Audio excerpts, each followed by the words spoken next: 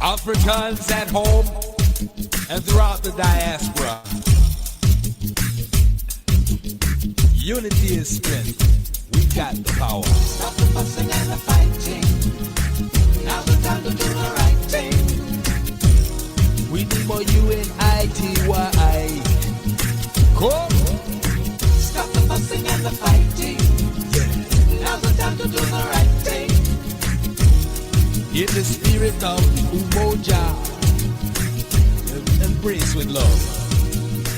Let's do it right now. And you are at the right spot. This is Jamala Rogers, your host for at Voices from the Battlefield, and I am live streaming from Wisconsin. So yes, I'm not quite set up with my headphones and all of that, so I hope you can hear me and that we don't have any technical difficulties. It's been quite a week. It's been quite a month since we've had our BC Roundtable, but you know, we're going to keep resisting, we're going to keep organizing, we're going to keep fighting. But this is a reminder, y'all, that we still are supporting genocide, we meaning the U.S. government and our tax dollars, genocide in Gaza. We still have a 34-count convicted felon in the White House. We still have I would say a harborer of pedophiles, because, you know, we still can't seem to get to the Epstein files and get justice for those victims and for many, many more. And then we got this war going on that, you know, they claimed it's going to be a short excursion. That's an interesting word for war. But that war was supposed to end very quickly back in February 28th. The reason I can remember that date specifically is because it was the last day of Black History Month. And so the U.S., you know, attacked Iran and thought it would be an in and out. And here we are weeks later at about a couple of $1 billion per day of our tax dollars. And as a result of that, the Strait of Hormuz has been shut down. Oil prices are up. Everybody's upset when they go to the gas pump. But yeah, we can't sit around, y'all, and watch them do this stuff. This is not spectator sport. These are actions that are affecting not only our livelihood, but our future. It's going to affect our communities, our families. And so we got to get more organized, as David and I talked about before we came on air. It's not about all the mobilizations, about now organizing around a strategy. So we are glad you were here. You know, since I did the episode on murder and missing, most of you all said now I'm just more aware, and I see all these things that's coming through about people that are missing, particularly young black men. Young black men ending up murdered and dismembered. I mean, this is getting pretty bizarre, you all. So we need to be paying attention, but we also need to be proactive and interactive with what's going on. There's some missing young men in Atlanta. You know, I don't know if they were found, but why are all these folks missing? Now, some of it might be trafficking, sex trafficking, but we don't know. We just don't know, because we have law enforcement that doesn't seem to be interested in finding out, you know, what's going on. And so many of these families have taken it upon themselves to be doing the investigative work, to really get the clues, to follow the leads. And that's really sad, because again, police departments are paid by our tax dollars, and yet we can't get them to do anything for us. One of the really sad things that came to me last week is a young man by the name of Cameron McDaniels was murdered by the police. This young man had a mental health episode, and as you can imagine, this is how they respond. And it just made me think about the fact that we are in a society that pushes us to the brink, and then when we have these meltdowns, when we have these psychotic episodes, then we met with bullets, and that's what happened to this young man. So I just wanted to lift up Cameron McDaniel's situation. Just sad, but he's among, you know, many across this country. And so His family is in mourning. Our communities need to be in mourning, but we need to be organized to think about how we're going to protect our young people. I had the honor over the weekend to attend the Assata Shakur Memorial in New York City. Very powerful event. That's going to be one of my write-ups for BlackCommentator.com for this week. But yeah, got the chance to see some of our organizers and revolutionaries over the last 20 years. Some of them I hadn't seen in that long, so it was all good, all good.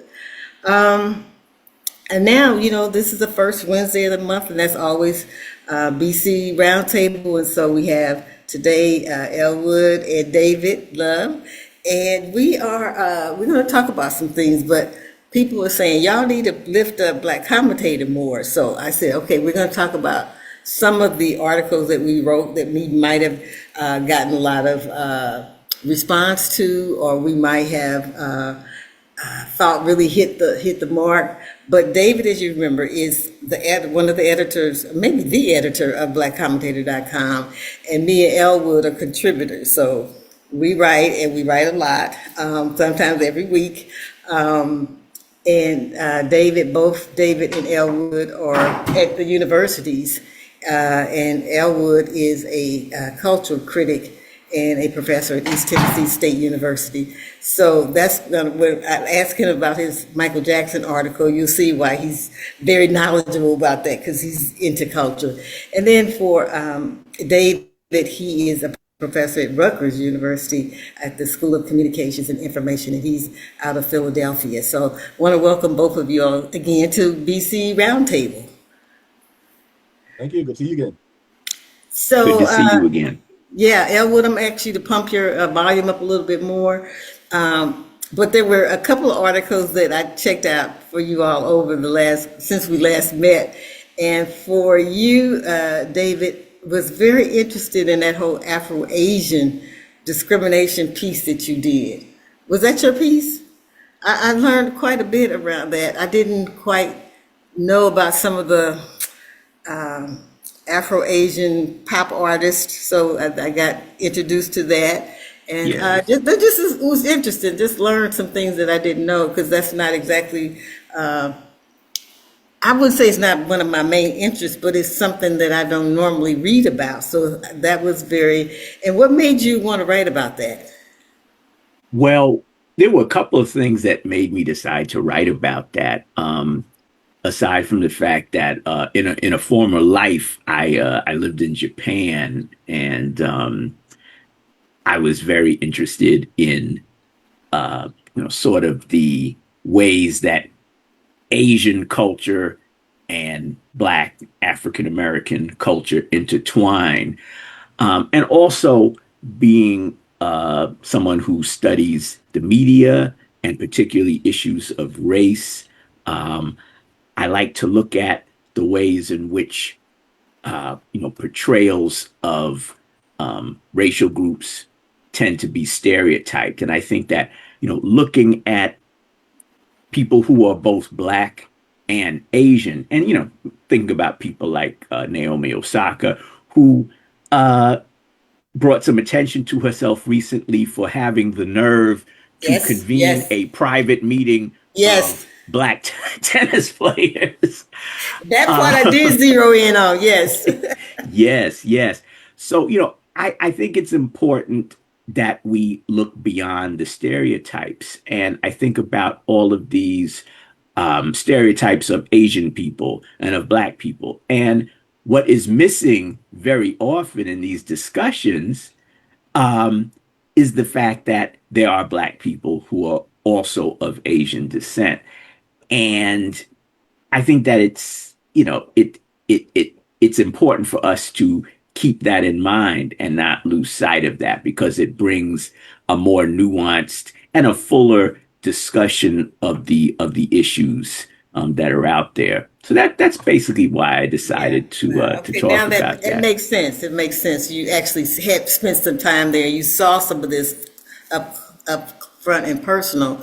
And there are, I think, probably more people of Asian descendants in African and African Americans that we really know. Because sometimes they can blend in. Maybe they might have a little slant in their eyes, but sometimes there are African Americans who don't have any Asian directly and have slanted eyes. So you just can't go by the phenotype. So I really appreciated that. And for you, Elwood, I thought about the article you did on Michael Jackson, because it was so similar to what I might have written about. I haven't written about him yet since the Michael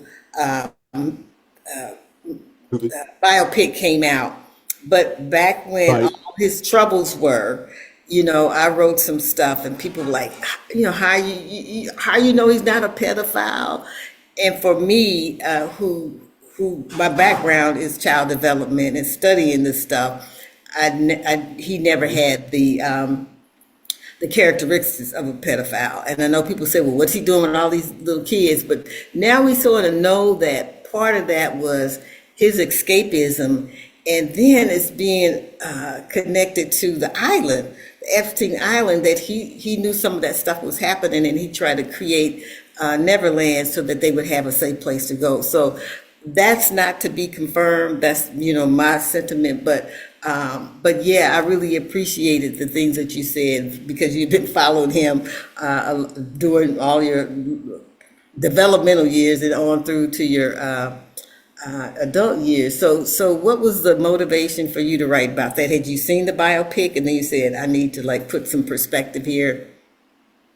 Yes, I went and saw the biopic about the second week when it was out here at my local theater, and it was really well done. I know the media did everything, the critics did everything they could to try to denounce it, and it was terrible. I was like, I mean, I always go see things for myself. So I said, okay, well, there's nothing bad about this movie. I mean, it didn't, but I think the media was looking for it wasn't the media, it wasn't the movie that many of his critics wanted it to see. They wanted to see the controversy. They wanted to see the Michael Jackson that was in his post 30 life, where there was the child abuse allegations and the drug taking, and I mean that's what they wanted to see. I think that's what they were looking for. This focused on the very beginning of the family. The movie started in 1966. Michael was 8.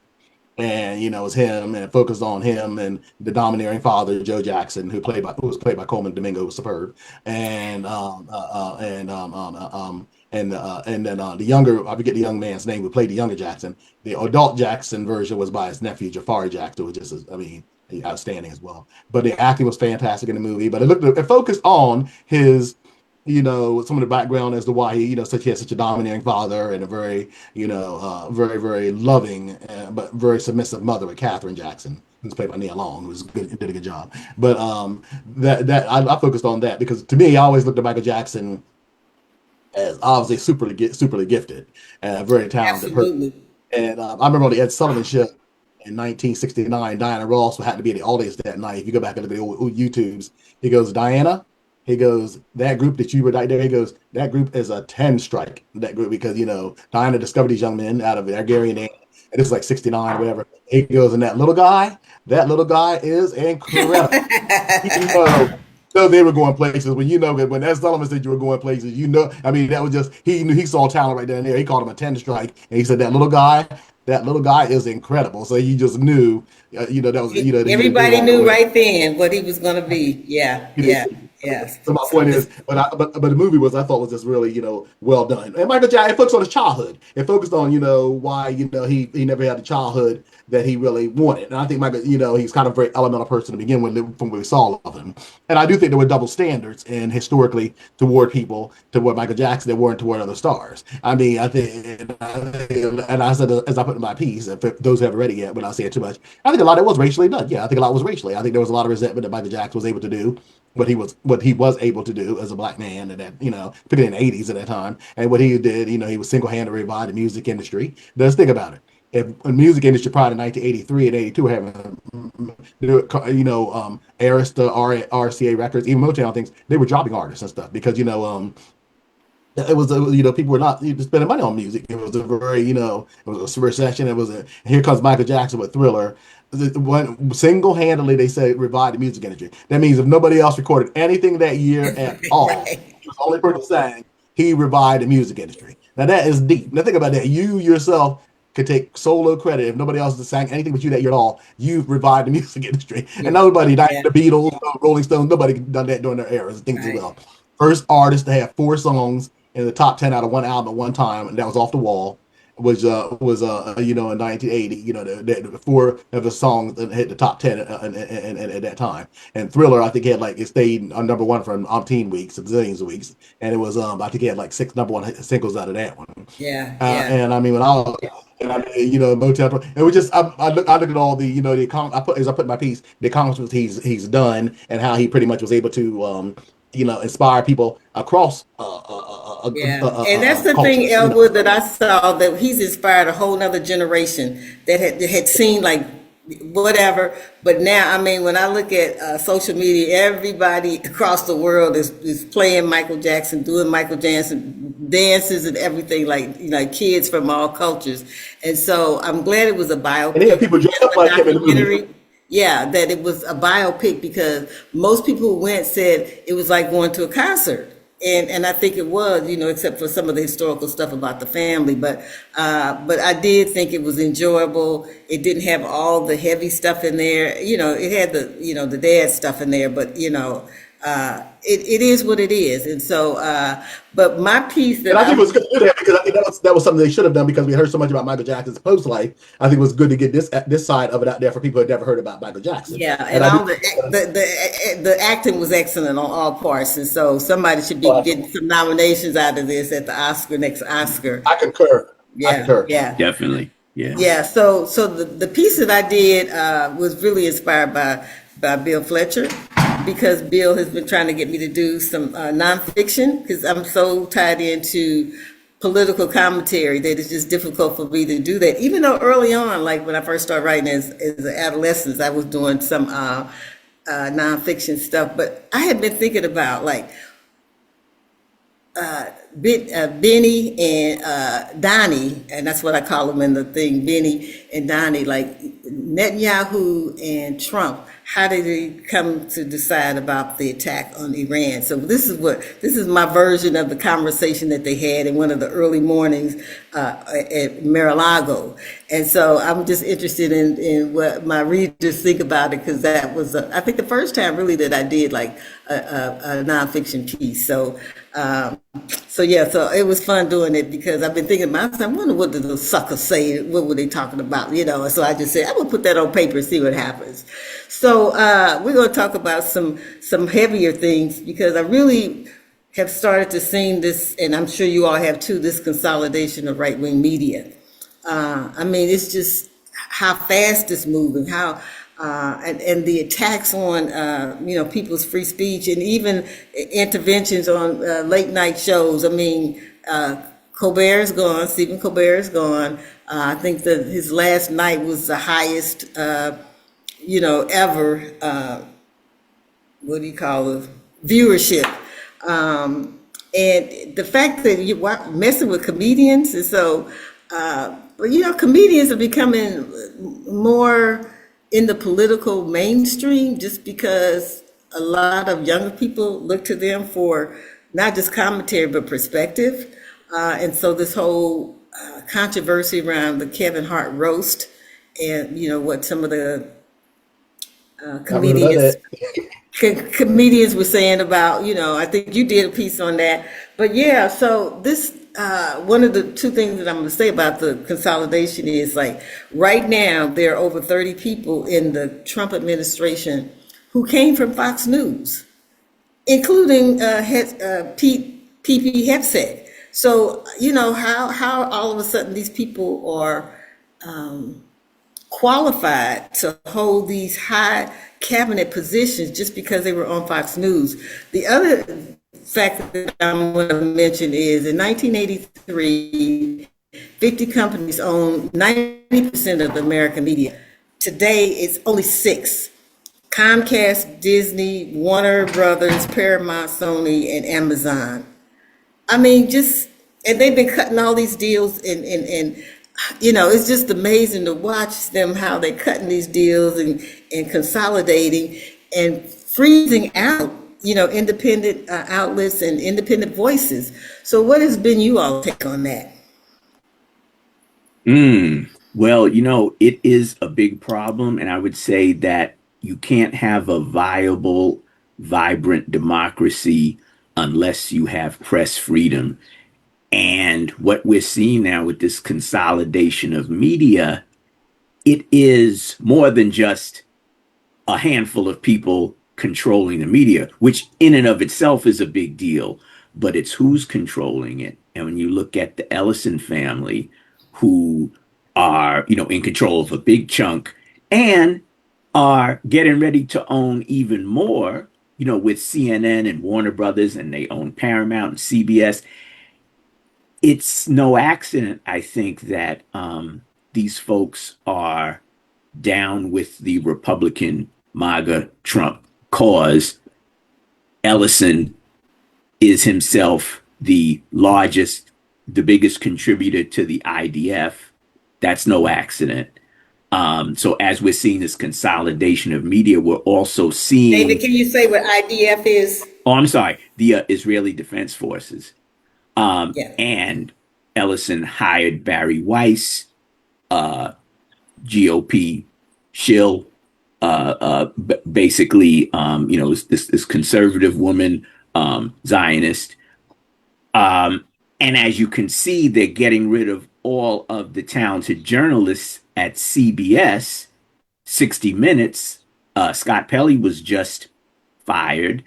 And this is all to quell dissent, to make sure that voices who are speaking out against the news of the day, of the travesties of the day, to make sure that they go away and don't report on the things that the people need to hear.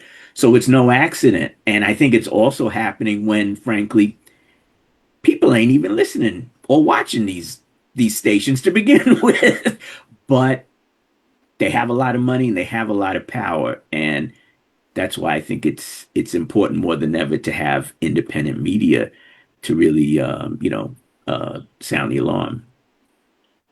But I think there is a lot of people watching 60 Minutes. It still stands as one of the premier programs where, they try to bring information in a balanced kind of way. And I know that was one of the main targets, is to like dismantle that. And that's the reason why Barry Weiss was brought in. But I kind of see that as what's been done to the White House. It's like you watching the whole dismantlement of an institution, and it's like they own it, so there's nothing you can do about it. Well, I shouldn't say nothing because they still under FCC rules. But then who controls the FCC? So they've organize themselves and position themselves in ways that makes it very difficult for us to try to intervene, try to do whatever. But I just, I'm gonna be turning 60 Minutes off because I don't see the kind of journalism that that they historically have had. What do you think, Elwood? Yeah, it's been a while since I've watched 60 Minutes, but when I was growing up, we watched it at my household religiously every Sunday. And it was really, I think, and then that was I'm dating myself here, that was back in the 80s and early 70s. That's when they had, I think, Ed Bradley and Andy Reid, Yeah. whoever else that talk, like any other shows went through it, it's had different dynamics. Oprah was on 60 Minutes for a while, if I'm not mistaken. I think she was after her show was over, when she on there like an occasional guest contributor, Oprah Winfrey, if I'm not mistaken, I think she's on 60 Minutes a couple of times. She's been on with focus groups. Yeah. And then, Yeah. They would have guests. Uh-huh. Yeah. Oprah Winfrey Show was part Yeah. of the CBS network at that time. I mean, it was syndicated across CBS. Anyway, I feel that I've always thought marginalized groups of people, whether it be Black people, whatever group of people, need to have their own media outlets, because I think you're going to only get the truth if you want to really unvarnish truth. Hopefully, you can get the unvarnished truth. That doesn't necessarily mean all Black stations like that will be able to will always be delivering to the community the way they should, because a lot of them can be bought out, and a lot of them are behind by being teams. When it started out, it was bad, but then it went to and then all of a sudden, it went under when they sold it to Viacom. I mean, it became almost hate to say it, but don't say it. IDs like a bunch a bunch of instead of because when BET started, they started really good hard news in the '80s. I had a lot of I had a lot of hope for BET News. The news, those afternoon segments where they would come in and watch the news of the hours, what's going on and stuff. And then all of a sudden, they just sold it to Viacom, and it became nothing but just dancing women running around scantily clad men, muscles and and booty shaking and I mean, I was like, it's just. And John, because they went for the money. I mean, they went for the money, and I'm saying to me, it wasn't. I don't even know that audience is there. I mean, who even talks about BET anymore? So I think it has to be done right and has to be channeled. But I also think we have to go beyond that. I also think sometimes we do get a lot of focus, and I understand racial identity and racial unity. Sometimes we need to have people that are going to have our best interests at heart, regardless of their race. Just because somebody's going to be, what's that old saying? Not all kinfolk are your skinfolk, skinfolk are your kinfolk. Yeah. You could have, I mean, just because somebody's, a black news network doesn't necessarily mean it's going to represent the best interest of black people. We've seen that with some of these other foolish news works as well. We want, it could be a black conservative news channel. I mean, it could be a black, whatever news. I mean, so my point is, as I'm saying, to me, it doesn't necessarily mean it's going to just because it's black identified doesn't mean it's going to necessarily be the best. We want people, regardless. I think, I believe in that, people are going to have your progressives, regardless of race, religion, and work together in as well. Because I always talk about students, for example, without going too much farther, longer.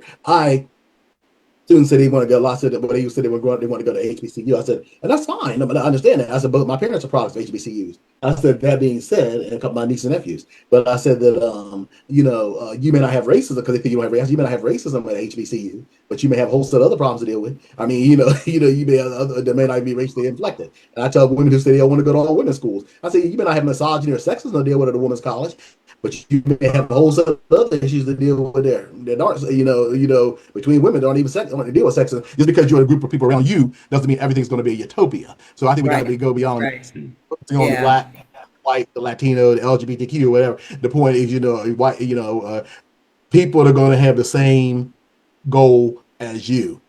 Then you need to work with these individuals to propel that effort forward. If I'm making any sense. Yeah. But I do also think about, and this has been years in the making, what those companies that I mentioned are all like maybe cable and movie and all of that. But prior to then, we started to see the slow and stealth consolidation of radio. But then the right wing would say, left wing radio, blah, blah, blah, blah. And then I started to look at it and do some research. And it was like a little bit of the share of radio.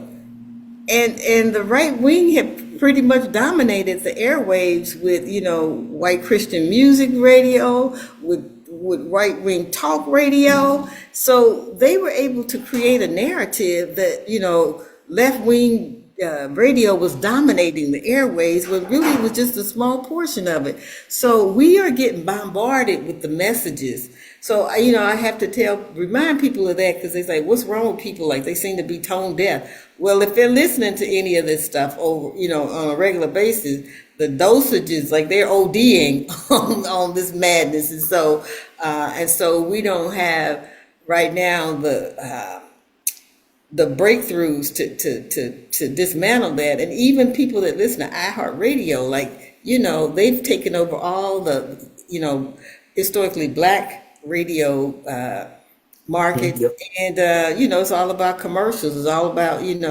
promoting, some of this crazy stuff. So it's, I'm just about not even listening to the radio. I got my own, music, and it's just like, okay, what are young people listening to that's challenging their minds, that's challenging their behavior? Well, I think I think if you look at what the news is right now, and I don't watch NBC, CBS, or ABC like I used to. I watch pretty much, I watch the MS Now, I watch some of the cable channels, and I, listen to NPR and things like that as well. But if you watch TV, I feel if you look at the last time I saw NBC Nightly News, I mean, every single commercial was a pharmaceutical when they went to commercials. So I mean, it's clear who their audience is, or who they're trying to, or who's paying for those programs or whatever. It's the healthcare industry. And I was like, literally, I mean, every single commercial was a healthcare commercial of some sort. And that was not the case when we were growing up. You said a variety commercial about different. I was like, so it's kind of clear these commercials and these news outlets and things, they certainly have people who are lobbying for them, or they're certainly representing the interest of a certain corporation, or plutocrats, whatever the case may be, because that in and of itself tell that you don't even have to read between the lines to see who's representing who's sponsoring and promoting these newscast, that particular newscast when I saw it the last time I saw it. So I'm just saying, and I feel that the monopolies and the things that are beginning to occur are very, very problematic, and they're very, very dangerous. I think that at some point, like anything else, hopefully they overreach, and you can see the backlash that will come up. Well, I think it goes back to what I said, like they drive us to the brink, emotionally, physically, politically, and then we have to then partake of all these medications in order to live life, and so I think, I have noticed the medications, and, one of the things I read about, like, the UK is like those kind of commercials are banned because they believe that you need to have a conversation with your physician. Because what happens here is the other way around. We see something on thing. I want that, doc. I saw that on TV, and I think that's going to work. And some doctors say, okay, I'm going to prescribe it for you. Let's see how it works. So they're all in cahoots with each other, and to our detriment. And so we have to be advocates for our own health and well-being. And we just have given our power up to these people, and it's to our detriment.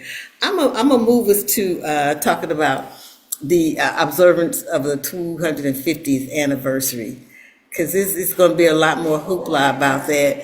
And my question to you all is, how should people of African descent be observing the 250th anniversary of this country? David? That's a good question. As I see it, it's not a time for celebration. When you consider the circumstances that brought us here, and this country still hasn't addressed that, I think that you're still holding the receipts. Yes, exactly. I think it's a time for us to reflect. And right now, particularly when our rights are being taken away from us, not that we had much to begin with, I don't see it as an occasion to celebrate, but I think it's a time for us to act, mobilize, and do what we have to do. This country was never intended for us. It was built on genocide and enslavement, and it's our job to make sure that we build something better. And that's the way I see it.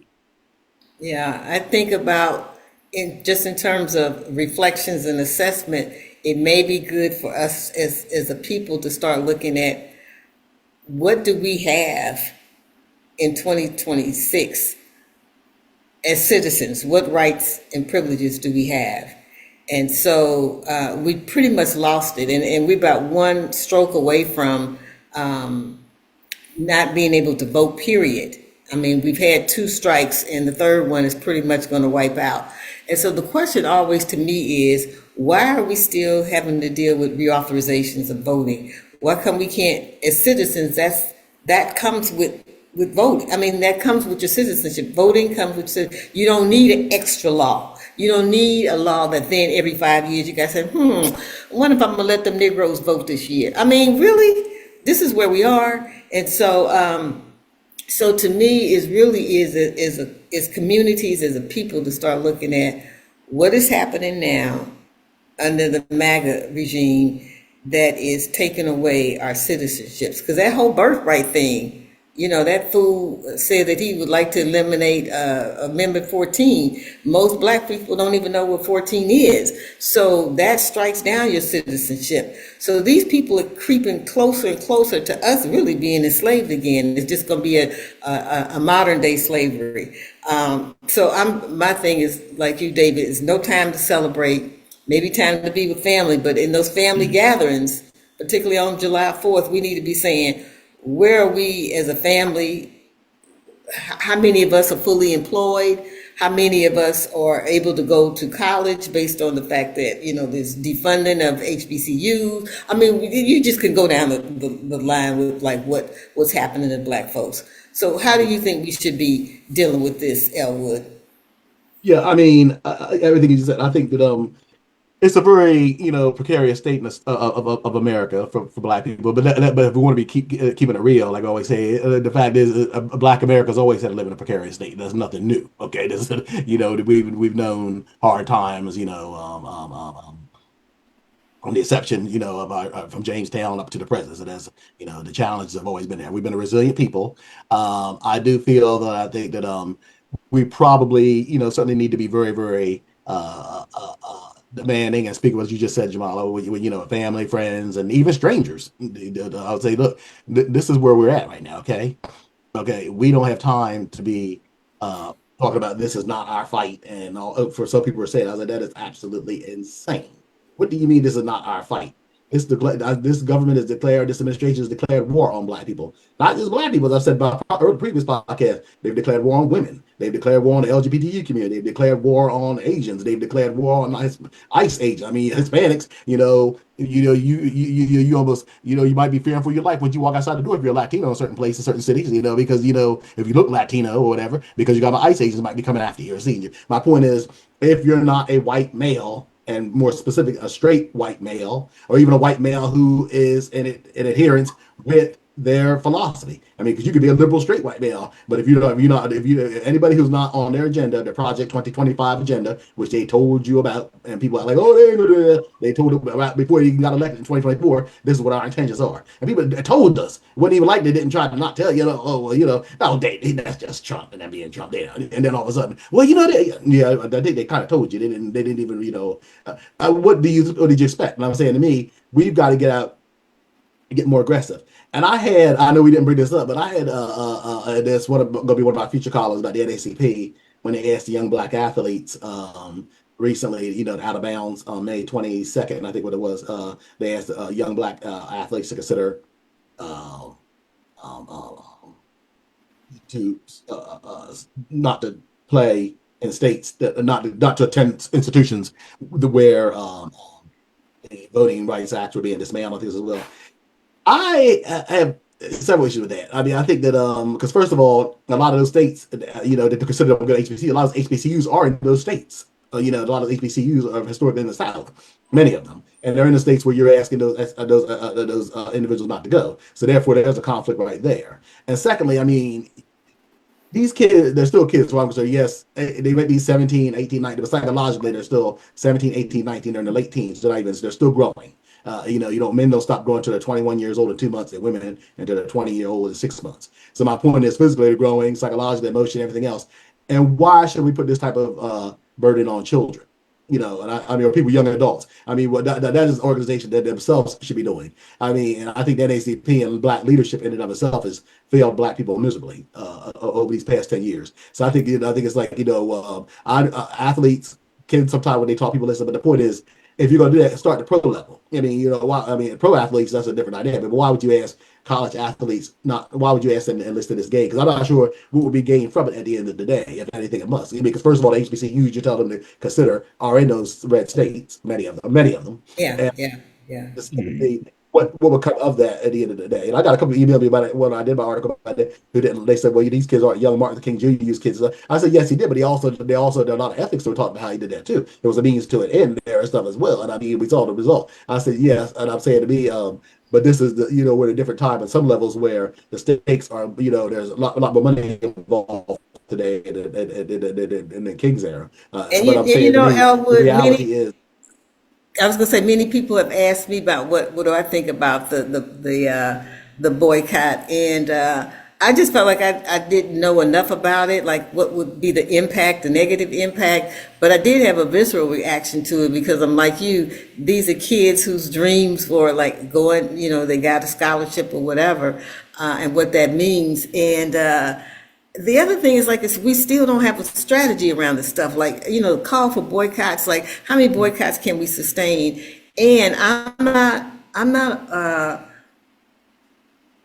against people being inconvenience, because that's the price you pay for freedom. So yeah, there might be some inconvenience, but and some sacrifices.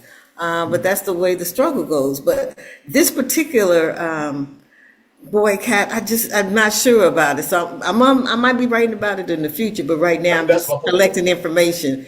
So David, what do you think? Yeah, I agree with what both of you have said. I mean, I, in principle, I do approve of boycotts, and I approve of boycotts of these white Southern segregationist universities who are using black labor and making billions of dollars. But I do also think that we have to fortify the HBCUs, make sure students are attending those, and also making sure that these schools get the resources that they need, because we should keep in mind that, particularly in the case of the public HBCUs, they are being shortchanged, have been over the years, to the tunes of billions of dollars. And that's why a lot of these HBCUs haven't been able to, you know, function the way they want to. But also, I think we have to look at these corporations. We have to look at these corporations that are funding our elected officials, our black elected officials in particular, and ask, well, you're giving all this money to these lawmakers. What are you doing for us? Are you standing up against this attack on voting rights? Sort of put the pressure on them and boycott them if they're not doing what they should. So yeah, but I do think that we need a larger strategy, and it seems like people are kind of shooting in the dark right now, but maybe as things gain momentum, people will start to understand what needs to be done, and hopefully this is just the beginning of coming up with some sort of plan as to what it is we're going to do with this mess, because it's definitely a big mess, and Yeah, and something has to be done. yeah, and I that's a think good segue. Go ahead, David. I mean, Edward. I think everything David said is right, but I also think too. I think it's more of a. I think some people may be shooting in the dark, but I also believe that it's more of a. Same thing with a lot of black organizations. Just to cut to the chase, I think a lot of these organizations, whether it's the NACP, the Congressional Black Caucus, and things, they're all bought and paid for. And I think many of them are, based in the pockets of lobbyists, lawyers, special issues groups, and things as well. Because with the John Lewis Voting Rights Act, the NACP could have done something about that in 2023, and what they did, and they didn't. They were, and historically, I mean, they were MIA. I mean, they didn't do anything about that. So my point is, to me, it's more of a we've got to, these organizations got to step up their game. And I think if they're not, either they're not, and the public's going to have to say, look, as David just said, if you're not going to step up your game, we need to find ways to, alternative politicians and things that are going to represent our interests. Because right now I don't see any evidence where, the black community, the black politicians by and large are doing anything that has really helped the black community over the past 30 or 40 years. I mean, I don't see where any tangible changes have come into the play. We've had a black president. Now, granted, the president's a figurehead; he can only do so much. But my point is, I'm just saying that but there are a lot of things we've had. Since then, we've had black presidents. We had a black vice president, and I'm just saying, I don't expect it. I certainly wouldn't expect much from a vice president or from a president. But I'm saying, but I do feel that we just putting black faces in high places. I'm not always sure that's always going to be the best. We get too wrapped up in symbolism. Oh, well, he or she's in being a black face in a high place, like I said, all skin folk ain't kinfolk. They're not going to necessarily mean they're going to save you. Okay, it doesn't Yeah, really go. no, that's absolutely the truth, and that's a good segue to talking about these midterms and the whole redistricting battle that's unfolded. I mean, Texas started it, and then California said we're gonna up you. They quickly passed a ballot initiative that gave them some seats, but now it's like it's a wave, and the Democrats may not still come up on top, and so that's one thing, like the whole redistricting thing. And I know most of you all know that Congressman Al Green lost his seat in Texas, but getting ready to lose a seat in Missouri on the western side of the state with Reverend Cleaver.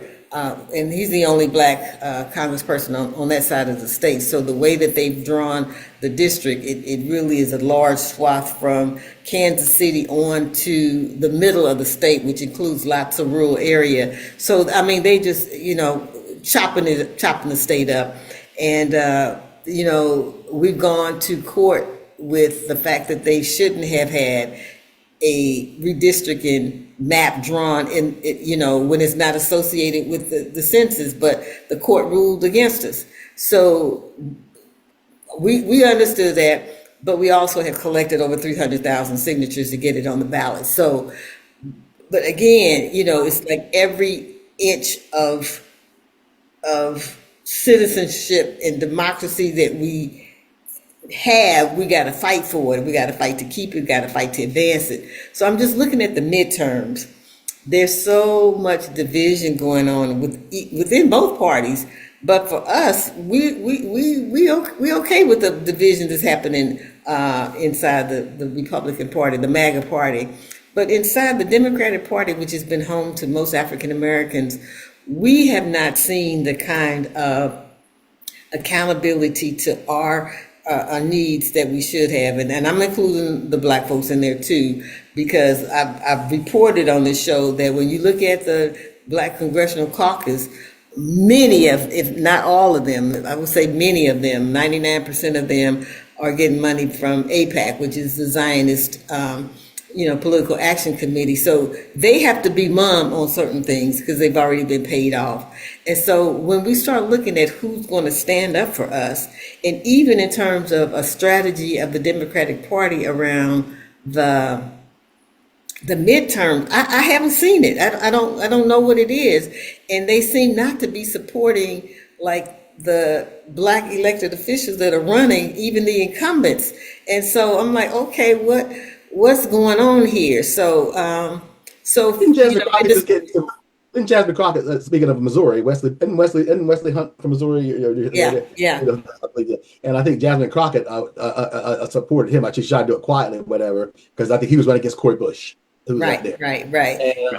And the people I guess some people called her out for it. Some people like on Dr. Rashad Rishi's show and attacked her for it, and she was like, she doesn't just make one decision. Jasmine Crockett, to me, I mean, I think she's an intelligent person, but Jasmine Crockett, she's still, I think, Jasmine Crockett's, she's part of the system too. I mean, it's about, at the end of the day, she's like a lot of the politics. It's going to be about Jasmine Crockett at the end of the day, and I think it's more of, and I think that a lot of these politicians are more or less, I don't know, Wesley Hunt, to me, I don't know much about his back. You probably have a better advantage. You'll be right there in Missouri. You probably know a little more about his history than I do. But I think that some people thought she should have supported Cory Bush, and she's decided to put Wesley Hunt. And she could have done that. She just could have said, I support it, but don't try to do it behind the scenes. That was the thing that people got really upset about. I was like, you can support whoever you want to in politics, but the point is, I think the way she went about doing it was, I think she thought nobody would notice that. People were always watching it, and I guess somebody exposed her for it, and then I guess she got. Yeah. There was a camera at the event that she was at, so that was clear. Yeah. Well, you know what I'm talking about. Yeah, exactly. I do know what you're talking about. But David, from your standpoint, and even maybe looking at your state, what black elected officials in Congress do you think are standing up for us that, understand the needs, understand this particular political moment? And if we don't do some crucial things now, we won't be able to do something later on after the midterm. Who is your stand-up person? A black elected official that you say they're on point, they've been consistent, they stand up for us. Who in Congress is doing that? Yes, well, two people who come to mind in Pennsylvania. One is in Congress. One is not in Congress yet, but will be soon. First one is Summer Lee, who represents Pittsburgh. And I think she is a perfect example of the type of black leadership that we need. Leftist, socialist. She's about that life and very dynamic and speaking out against these issues that we care about. And the second one is Chris Rabb, who just won the nomination for my district in Philadelphia, which they say is the bluest district in the country. he won against Sharif Street, state senator, who is son of the former mayor and was the establishment candidate. And it was, at one point, I guess, it was assumed that an establishment candidate would win, but Rab, he pulled it out, and it wasn't even close. And that gives me hope in terms of the type of people that we want to lead us. Yeah. And I know yeah, Chris but Grant for a while. He's a good brother, so I'm not surprised that you lifted him up. Yeah, he's definitely been consistent. yeah, but I think that there is this conflict between the corporate establishment Democrats and the progressive leftist socialist democratic socialists, and that's a feud in the Democratic Party that's going to have to be resolved and reconciled. In the end, I think black people cannot be a subsidiary of one particular party. That's the problem. And you have a lot of these black folks running with the bag, and we don't know where they're getting this money from, but we know that the money ain't for us. So, Right.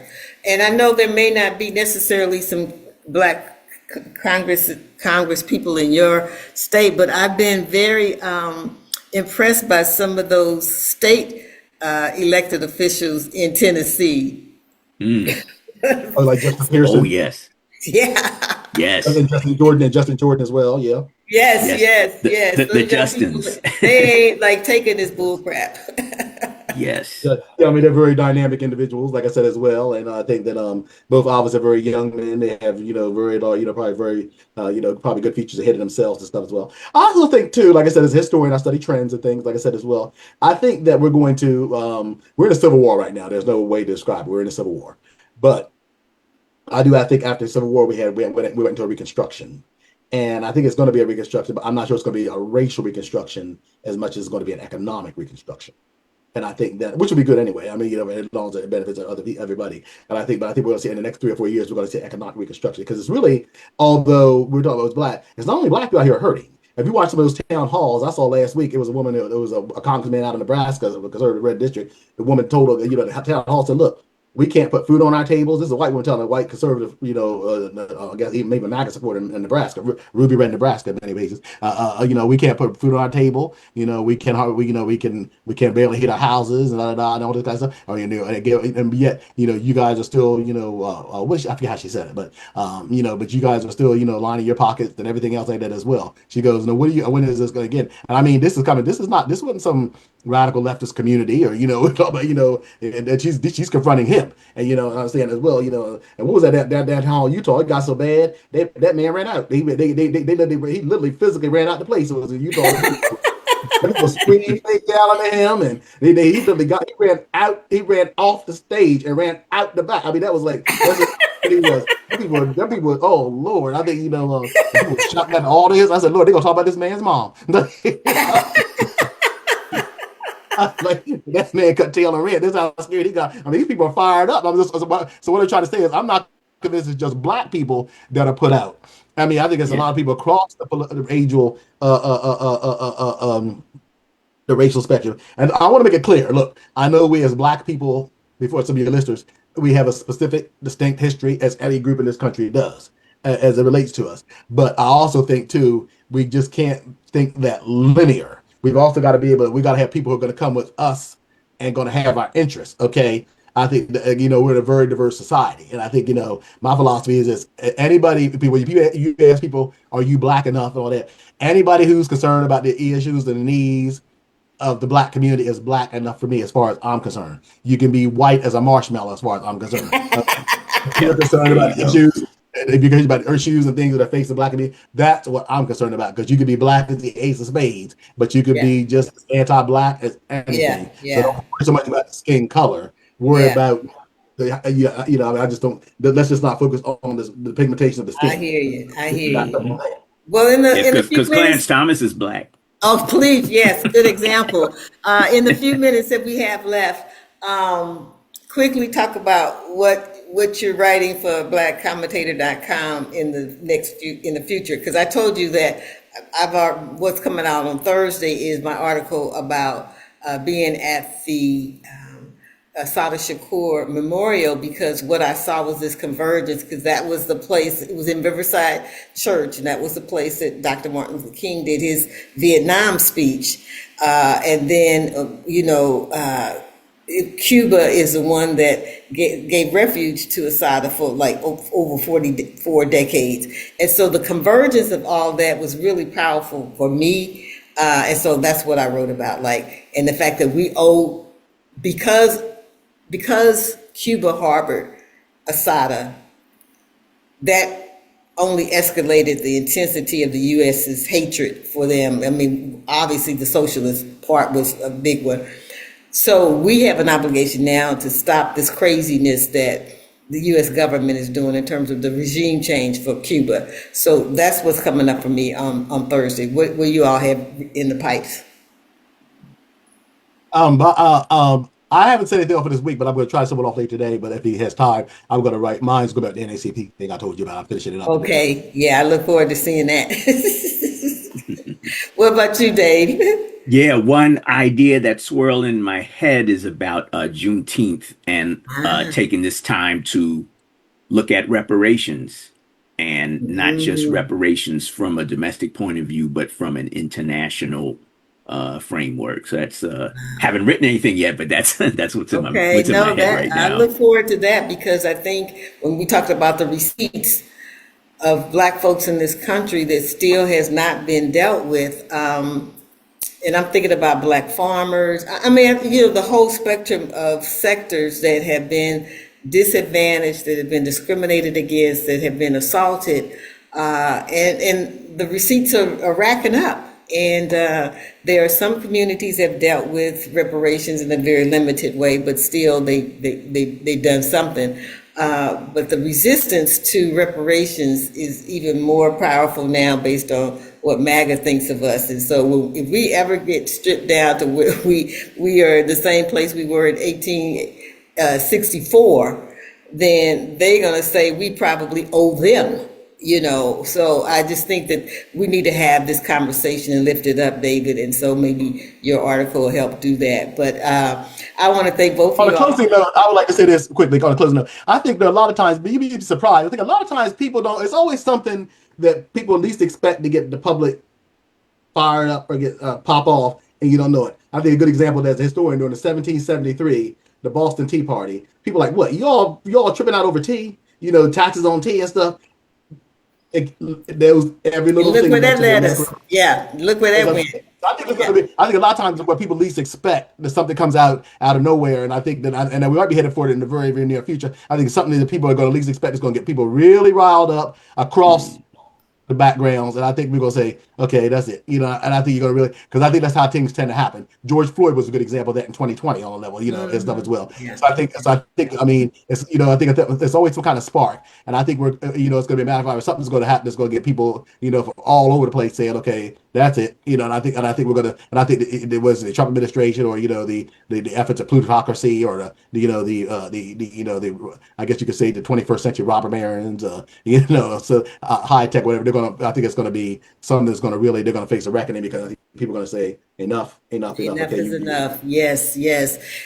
So if you want to see more of our writings, you won't hear us, but if you go to BlackCommentator.com, you'll see some of the writings of David Love, Elle Wood, and myself, and some of the other ones who next month when we have BC Roundtable, you'll hear from Bill Fletcher, Reverend Irene. So we got plenty of opinions, y'all. So, go check them out at BlackCommentator.com. If you missed any of these shows, or you want to hear what we've talked about, you can go to my website, JamalaRogers.com, and any writings, any upcoming events, and there's a lot of them coming up for,